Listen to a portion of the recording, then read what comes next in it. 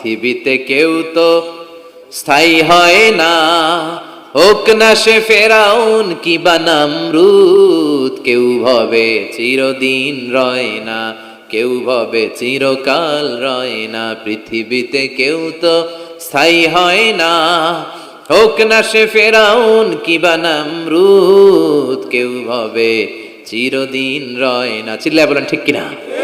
নমরুদ আজীবন থাকতে পারছে? ওর ক্ষমতা, ওর দাপট, ওর জুলুম, ওর অত্যাচার, ওর শেষ রক্ষা করতে পেরেছে? কথা কন। ফেরাউনের দাপট আর ক্ষমতা বাঁচাতে পেরেছে?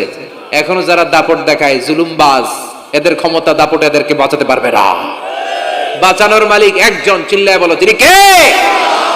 এজন্য আল্লাহ ডেকে বলে, গোলাম ইব্রাহিমের জীবনেতে তোমাদের জন্য শিক্ষা আছে, শিক্ষা আছে ইব্রাহিমের জীবনের জন্য। ও নবী, আমি এই কিতাবকে আপনার কাছে পাঠিয়েছি অন্ধকারাচ্ছন্ন মানুষ